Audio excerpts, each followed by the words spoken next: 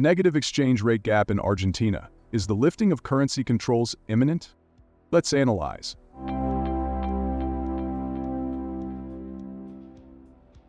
In the last two videos, we reflected on what it means that Argentina's exchange rate gap has, at least temporarily, turned negative, and on the underlying causes behind this phenomenon. In today's video, the final one on this subject, we will explore the institutional implications for the future. Put differently, does the disappearance or even reversal of the exchange rate gap into negative territory mean that the lifting of currency controls is imminent? First, let's make one thing clear. If monetary authorities were convinced that the disappearance of the exchange rate gap, or a negative gap, was a permanent phenomenon here to stay in the Argentine economy, then yes, the disappearance of the gap or a negative gap should lead to the immediate lifting of currency controls and other capital controls weighing on Argentina's economy. This includes, for example, the requirement for exporters to settle their foreign currency earnings at the official exchange rate. Both the currency controls and the obligation for exporters to settle at the official rate only make sense when the official exchange rate set by the central bank is below the market exchange rate. For instance, if the central bank sells dollars at 500 pesos, but the market values dollars at 1,500 pesos, it's clear that dollar purchases through the central bank must be restricted. In this scenario, dollars are being subsidized, sold at far below their actual market value.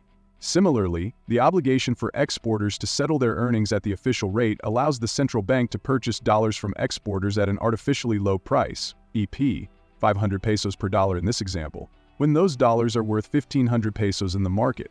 This allows the central bank to capture a profit margin of 1,000 pesos per dollar. However, if the exchange rate gap is negative, such capital controls lose their rationale. For instance, if the market values a dollar at 1,000 pesos and the central bank sells dollars at 1,500 pesos, no Argentine citizen would buy dollars from the central bank. Instead, they would turn to the market, whether to the blue dollar or financial dollar markets.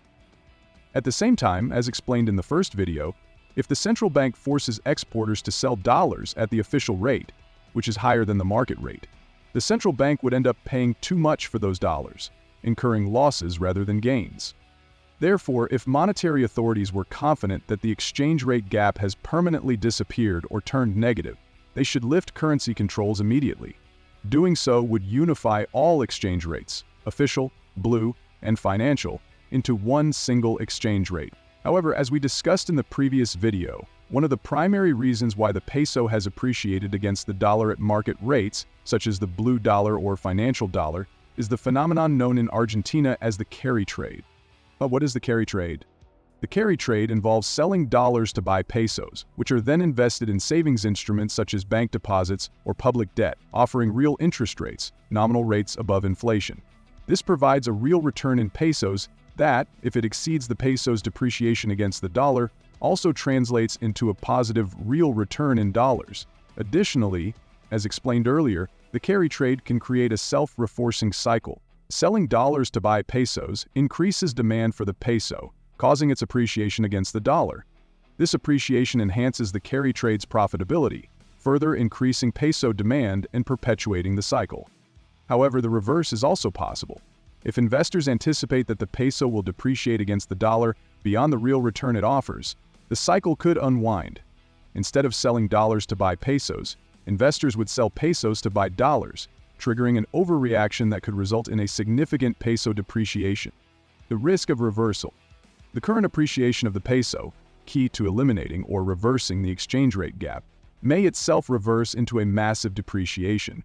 To prevent such depreciation from translating into runaway inflation, the currency controls were initially introduced to separate the official exchange rate from the market rate, reports the New York Times and the New York Free Press. If monetary authorities fear that the carry trade may reverse, leading to a peso depreciation, they might see value in maintaining currency controls to prevent this potential depreciation from destabilizing the internal economy. However, just because the carry trade could reverse doesn't mean it will. Historically, carry trade episodes in Argentina have often ended poorly. However, whether this historical pattern applies today depends on whether the underlying causes of past reversals are still present. Sustainability of the carry trade. One reason carry trades unravel is the unsustainability of high real interest rates. If public debt in pesos offers unsustainable real returns, investors will anticipate future adjustments. These could come through nominal interest rate reductions, insolvency of the Treasury, or inflation exceeding nominal rates, undermining real returns. If investors foresee such adjustments, peso demand will fall, reversing the carry trade and depreciating the peso. Historically, this unsustainability has been the primary reason for carry trade collapses in Argentina. However, the current situation appears different. Javier Milei's government has a strong primary surplus and a manageable fiscal deficit. As such, the interest rates paid on public debt, or by the central bank to banks, which pass these rates on to depositors, seem broadly sustainable. Continued fiscal discipline and declining inflation should further reinforce this sustainability, reducing the risk of a carry trade collapse. Another risk is exchange rate lag. Over the past year, the market exchange rate between the peso and the dollar has remained stable or appreciated, while domestic prices in pesos have more than doubled. This means that Argentina has become more expensive for foreigners. To restore competitiveness, either internal prices must fall or the peso must depreciate. If investors expect a future peso depreciation to address this lag, the carry trade's attractiveness diminishes. Conclusion: conditions for lifting currency controls. The elimination of the exchange rate gap or a negative gap is a positive step toward lifting currency controls, but it is not sufficient on its own. Adequate foreign currency reserves are also needed to prevent a self-reinforcing depreciation spiral. Unfortunately, Argentina's central bank still has negative net reserves.